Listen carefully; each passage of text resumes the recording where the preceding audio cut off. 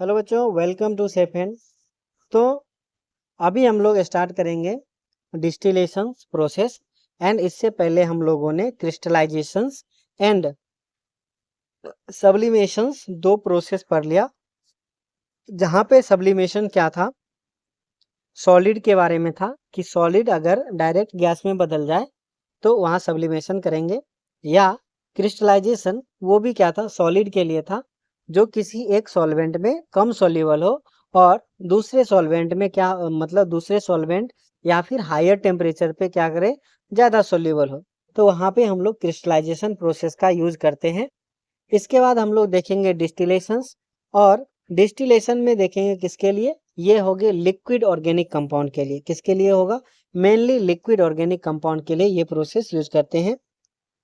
This important method is use to separate, किसके लिए use करते हैं, पहला volatile liquid from non volatile impurities.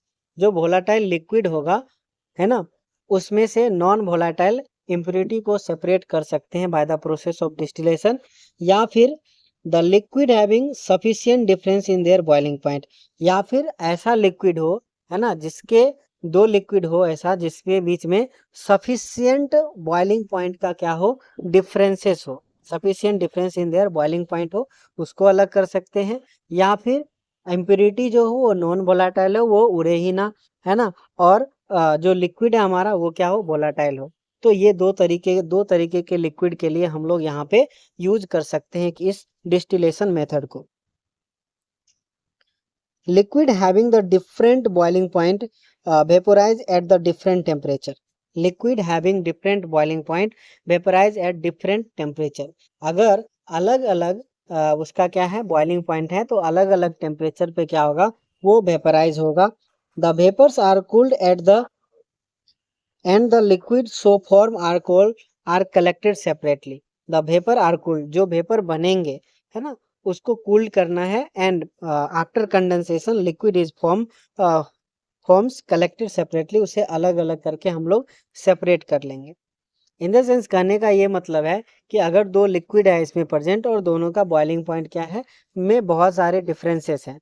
तो इन द सेंस कि जब मान लीजिए एक का बॉइलिंग पॉइंट 80 डिग्री सेल्सियस है, दूसरे का 120 डिग्री सेल्सियस है, जब हम लोग गर्म करना स्टार्ट किए तो eight the temperature of 80 degree Celsius first liquid जो है वो वेपोराइज होना स्टार्ट हो गया, है ना। अब वो वेपोराइज हो गया तो एयर में जो हमारा एयर कॉलम है उसमें अंदर क्या होगा, सिर्फ लिक्विड ए ही प्रेजेंट होगा। उसे हम लोग उस एयर को क्या करेंगे, सेपरेट कर लेंगे, उसे कंडेंस करेंगे, तो हमारा क्या होगा, एक कंपाउंड मिलेगा जिसमें क्या होगा, प्योरिटी होगा सिर्फ ए का। जो रेस्ट बच गया उसको 130 पे ले जाएंगे, 120 उसका बॉइलिंग पॉइंट है, 120 पे ले जाएंगे। अब वो वेपराइज होगा, उसके अंदर जो इम्प्योरिटी है वो नीचे रह जाएगा। बाकी एयर जो होगा, एयर कॉलम जो है उसके अंदर हमारा प्रोडक्ट प्रेजेंट होगा। अब वो एयर कॉलम के अंदर हमारा जो प्रोडक्ट प्रेजेंट है उसे कंडेंस करो, अलग हमारा मिल जाएगा। तो ये है प्रोसेस डिस्टिलेशन का। इसका एक एग्जाम्पल है जैसे कि chloroform and aniline are easily separated by the technique of distillation. जैसे कि क्लोरोफॉर्म हो गया और एनिलीन हो गया। तो क्लोरोफॉर्म का बॉइलिंग पॉइंट देखो 334 केल्विन है। क्लोरोफॉर्म का बॉइलिंग पॉइंट क्या है, 334 केल्विन है, एंड एनिलीन का बॉइलिंग पॉइंट है 457। क्लोरोफॉर्म का बॉइलिंग पॉइंट है 334 केल्विन, 334 केल्विन, एंड एनिलीन का बॉइलिंग पॉइंट है 457. There is a huge differences between the boiling point of chloroform and aniline. That's why we can use the distillation process. Okay. The liquid mixture is taken in a round flask and heated. Liquid mixtures are taken in the round flask and उसको heat करा जाएगा carefully. On boiling the vapor of the lower boiling component form first. तो इसमें सबसे पहले कौन होगा, vapour जिसका बॉइलिंग पॉइंट कम है। जैसे यहाँ पर क्लोरोफॉर्म का बॉइलिंग पॉइंट कम है, तो सबसे पहले क्लोरोफॉर्म जो होगा वो उसका वेपर बनना स्टार्ट हो जाएगा। The vapour are condensed by using condenser and liquid is collected in a receiver. Vapour जो होगा, जो वेपर बन के जाएगा उसको कंडेंस कर लेना है, और उससे जो लिक्विड बनेगा वो किस में बनेगा, कलेक्टेड इन ए रिसीवर में कलेक्ट कर लो। The vapour are higher boiling components forms the latter and liquid collected in separately. जिसका वेपर बॉइलिंग पॉइंट क्या है, ज़्यादा है, उसको सेपरेट कर लिया जाएगा बाद में। और यहाँ पे ये ड्रामेटिकल ग्रामेटिकल या डायग्रामेटिकल जो है यहाँ पे ये शो कर रखा है। ठीक है, यहाँ पे गर्म होगा, जो फर्स्ट वाला होगा वो पहले गर्म होगा, बाद वाले यहाँ पे देखिए ये कंडेंसर यूज कर रखा है जिसमें वाटर इनलेट है, वाटर आउट यहाँ से जाएगा और ये लिक्विड सेपरेट होके यहाँ पे आ गया। ठीक है, simple distillation, the vapour of a substance forms are condense and liquid is collected in a conical flask. यहाँ पे दोनों को सेपरेट कर लिया जाएगा, इसमें कुछ बताने लायक उतना बात है नहीं। अब इसी डिस्टिलेशन के अंदर एक आता है फ्रैक्शनल डिस्टिलेशन। ठीक है, अभी हमने जो डिस्टिलेशन देखा वो नॉर्मल डिस्टिलेशन था, जहां पे क्या था कि दो कंपाउंड के बॉइलिंग पॉइंट में बहुत ज़्यादा डिफरेंसेस था। लेकिन अब हम देखेंगे उस कंपाउंड को कैसे सेपरेट करेंगे जहां पे बॉइलिंग पॉइंट में डिफरेंसेस क्या हो, बहुत कम हो, है ना। इसके लिए अभी हम लोग देखेंगे fractional distillations. If the difference in boiling point of the two liquid is not much, simple distillations cannot be used to separate them. Simple distillation का यूज वहाँ नहीं करते हैं, इसीलिए यहाँ पे fractional distillation का यूज करते हैं। The vapor of such liquid are formed within the same temperature ranges are condensed simultaneously. क्यों नहीं कर सकते हैं? क्योंकि सेम ही टेम्परेचर रेंजेस पे दोनों का वेपर बनेगा और दोनों का वेपर साइमल्टेनियसली यानी कि एक साथ जो है वो कंडेंस हो जाएगा। तो हम जिसको अलग अलग करने गए थे वो अभी ही क्या है, साथ है, इसीलिए क्या होगा यहाँ पे उसका यूज नहीं करेंगे। The technique of fractional distillation is used in such case, इन सभी केस में जहाँ पे बॉइलिंग पॉइंट का डिफरेंसेस ज़्यादा ना हो वहाँ पे हम लोग यूज करते हैं किसका, फ्रैक्शनल डिस्टिलेशन का।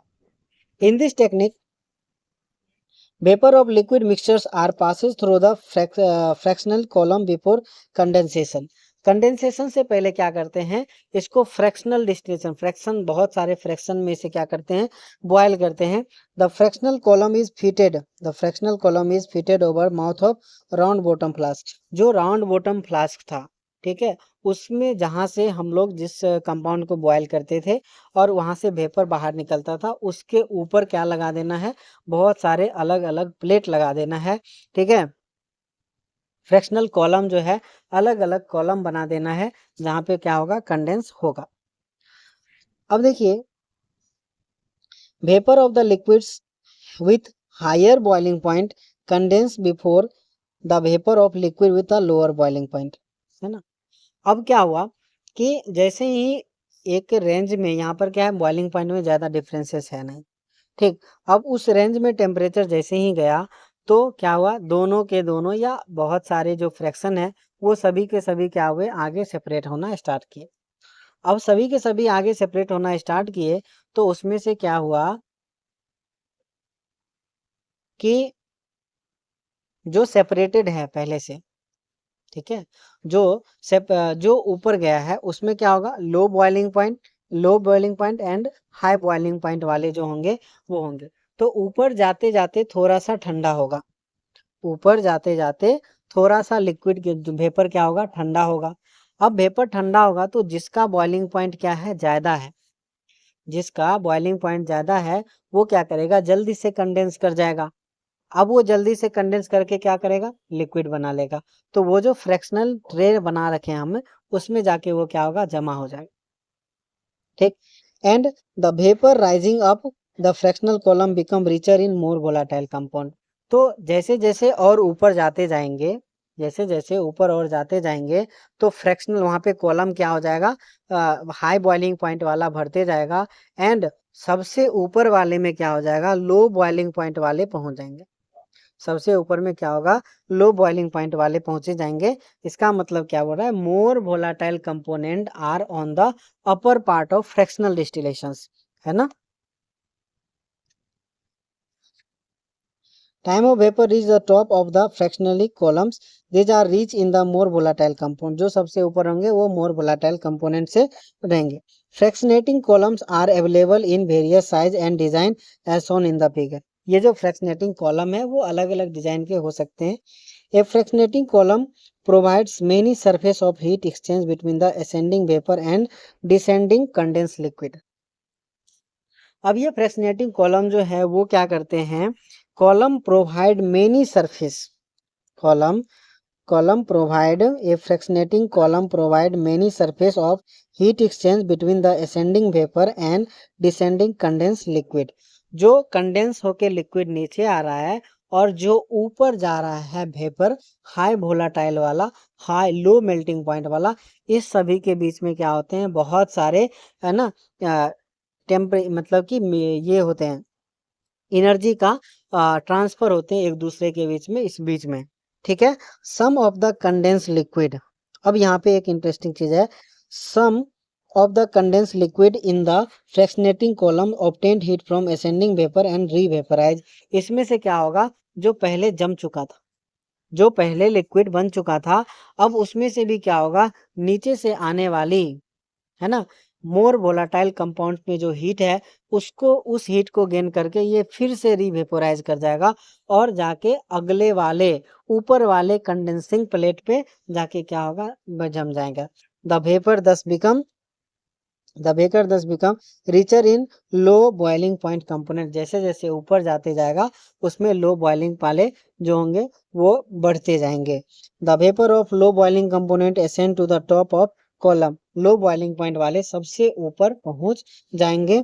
On reaching the top the vapour becomes pure and low boiling component and pass through the condenser. The pure liquid is collected in a receiver. सबसे ऊपर जाते जाते लो बॉइलिंग पॉइंट वाले जो होंगे वो प्योर हो जाएंगे। अब उसे क्या करो, पास करा दो कंडेंसर के थ्रू एंड हमारा क्या होगा, रिसीवर में रिसीव हो जाएगा। After a series of successive distillations the remaining liquid in the distillation flask get enrich with the high boiling component. है ना, जो सबसे नीचे रह जाएंगे है ना, उसमें क्या हो जाएंगे, हाई बॉइलिंग कंपोनेंट जो होंगे वही रह जाएंगे, बाकी सबके सब उड़ जाएंगे। Each successive condensation and vaporizations a unit in the fractionating column is called the theoretical plate। हर एक प्लेट जहाँ पे हुआ उसको क्या बोलेंगे, theoretical plate बोलेंगे। Commercially columns has hundreds of plate are available। Commercially जो जहाँ पे तेल शोधक कारखानाएं होते हैं है ना, रिफाइनरीज फैक्ट्रीज होते हैं, वहाँ पे फ्रैक्शनेटिंग डिस्टिलेशंस का यूज करते हैं और वो 200 प्लेट्स जो होते हैं वो अलग अलग लगे होते हैं ताकि अलग अलग कंपाउंड जो होते हैं उससे निकाला जाए। One of the technological application of fractionating distillation separated difference the crude oil in the petroleum industry। जो क्रूड ऑयल आता है उसमें भी, पेट्रोलियम इंडस्ट्री के अंदर जो क्रूड ऑयल आता है उसमें भी फ्रैक्शनेशन के वजह से ही हम लोग क्या करते हैं, उतने उससे निकाल पाते हैं पेट्रोल, डीजल्स, केरोसिन है ना, वैसलीन, ग्रीस, ये अलग अलग जो होते हैं वो क्रूड ऑयल से ही मिलता है। और just due to fractional distillation हम इसे सेपरेट कर पाते हैं। ठीक है, तो ये हमारा क्रूड ऑयल का एक हो गया फ्रैक्शनल डिस्टिलेशन। हमने इससे पहले क्या देखा, सिंपल डिस्टिलेशन में देखा क्लोरोफॉर्म्स है ना, CH क्लोरोफॉर्म्स एंड एनिलीन का एग्जांपल देखा था। अब उसके बाद हमने क्रूड ऑयल का देख लिया डिस्टिलेशन। अब देखते हैं distillation under reduce pressure. Distillation under reduced pressure. This method is used to purify liquid having the very high boiling point and those। हमने डिस्टिलेशन में क्या देखा कि हम कंपाउंड को वहां तक गर्म करते हैं जहां पे वो क्या हो, बॉयल हो जाए, जहां पे वो क्या हो, बॉइलिंग पॉइंट पे पहुंचे। ठीक, लेकिन अगर कुछ ऐसा कंपाउंड देखे जिसका बॉइलिंग पॉइंट जो है, बॉइलिंग पॉइंट पे जाने से पहले ही वो डिस्ट्रॉय हो जाए। ठीक, अगर बॉइलिंग पॉइंट जाने से पहले ही वो डिस्ट्रॉय हो जाए तो उसके लिए हम लोग यूज करते हैं distillation under reduce pressure which decompose at below the boiling point. जो कि डिकम्पोज कर जाए, अपने बॉइलिंग पॉइंट पे जाने से पहले ही डिकम्पोज कर जाए, तो उसके लिए हम लोग रिड्यूस प्रेशर करते हैं। अब देखिए ये रिड्यूस प्रेशर करते हैं क्यों हैं। सबसे पहले हम देखेंगे कि बॉइलिंग पॉइंट होता क्या है। बॉइलिंग पॉइंट उसे बोलते हैं कि वो टेम्परेचर जहाँ पे प्रेशर जो है, जो प्रेशर लग रहा है वेपर के वजह से, वो एक्सटर्नल प्रेशर के बराबर हो जाए, तो उसे क्या बोलते हैं, बॉइलिंग पॉइंट बोलेंगे। तो उसे क्या बोलेंगे, बॉइलिंग पॉइंट बोलेंगे। तो अगर हम ऐसा सोचे ठीक कि जो प्रेशर लग रहा है, एटमॉस्फेरिक प्रेशर लग रहा है, उस प्रेशर को अगर कम कर दिया जाए, उस प्रेशर को इतना कम कर दिया जाए कि ये जिस टेम्परेचर पे डिकम्पोज कर जाएगा हमारा कंपाउंड, उससे कम उसका क्या कर दिया जाए, बॉइलिंग पॉइंट को मेंटेन, एक्सटर्नल प्रेशर को उतना मेंटेन कर लिया जाए ताकि वो वेपर बन जाए उससे कम टेम्परेचर पे। Such liquid are made to boil at the temperature lower than the normal boiling points by reducing the pressure on their surface. उसके सरफेस के ऊपर जो होते हैं प्रेशर को रिड्यूस करा दो, जिसके वजह से क्या होगा, आसानी से हम लोग क्या कर सकते हैं, आसानी से कम टेम्परेचर पे ही उसे वेपराइज कर लेंगे। A liquid boils at a temperature at which is vapour pressure equal to the external pressure. मैं पहले बता दिया आपको। The pressure is reduce with the help of water pumps और वैक्यूम पंप। प्रेशर को कैसे रिड्यूस कर सकते हैं, वाटर पंप से या फिर वैक्यूम पंप से रिड्यूस कर लो। Glycerol can be separated by, यहाँ पर एक एग्जांपल आ गया फिर से, इस एग्जांपल को याद रखना है हमें। Glycerol can be separated from the spentile in soap industry by using this technique reduce glycerol जिसका जैसे कि हम लोग ये पियर्स जो है, पियर्स साबुन जो है वो भी क्या है, ग्लिसरॉल से बना हुआ है। तो उसमें भी क्या 95% ग्लिसरॉल्स होते हैं। तो उसका भी जो प्रिपरेशन होता है अंडर रिड्यूस प्रेशर होता है, उसका प्रिपरेशन क्या होता है, अंडर रिड्यूस प्रेशर होता है। और आप लोग देखे भी होंगे कि हाई टेम्परेचर पे यानी कि गर्मी में जब पियर्स साबुन को रखते हैं तो वो डिकम्पोज हो जाता है, वहाँ से क्या होते हैं, थोड़े थोड़े कम हो जाते हैं वो, है ना। इसीलिए ग्लिसरॉल ये जो पियर्स सोप है उसे क्या करें, ठंड में रखें, है ना, ताकि वो बचा रहेगा। ओके, इसके आगे हम लोग देखेंगे स्टीम डिस्टिलेशंस। स्टीम डिस्टिलेशंस इसके आगे हम लोग देखेंगे।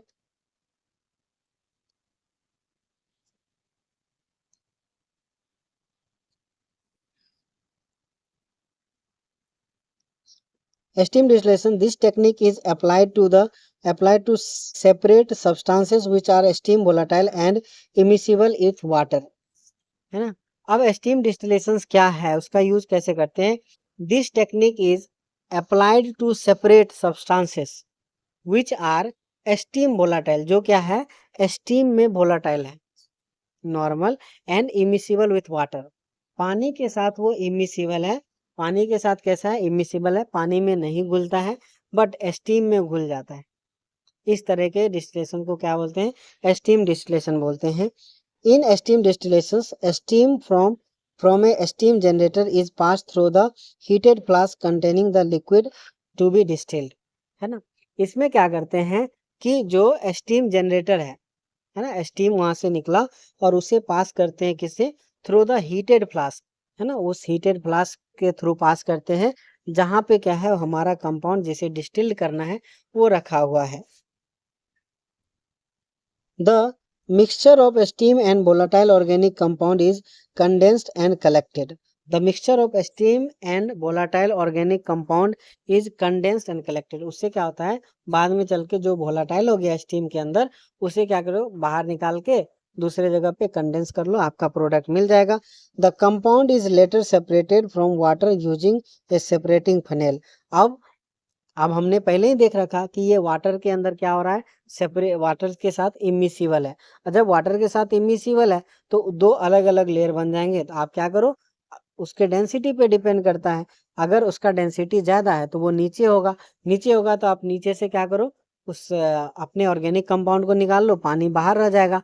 अगर वाटर से डेंसिटी कम है तो क्या करो, पानी को बाहर निकाल लो, बाकी जो बच गया वो हमारा कंपाउंड हो जाएगा। In steam distillations the liquid boil when the sum of vapor pressures due to the organic compound and due to the water becomes equal to the atmospheric pressure. Steam distillations में क्या होते हैं, ये जो vapour बनते हैं the boils, ये steam distillation में ये जो लिक्विड होते हैं वो बॉयल करते हैं कब, जब पार्शियल प्रेशर ऑफ, जब vapour pressure of organic liquid and vapour pressure of water दोनों मिला के एक्सटर्नल प्रेशर के बराबर हो जाए तब ये बॉयल करते हैं। Since P1 is lower than P, since P1 क्या हो जाएगा, लोअर देन P, यानी कि ऑर्गेनिक कंपाउंड का, है ना, एटमॉस्फेरिक प्रेशर से P1 is lower than P1 is organ vaporize at the lower temperature than its boiling point। तो इसमें क्या होता है, ओ माय गॉड, कितना कितना अच्छा लाइन है यहाँ पे कि देखिए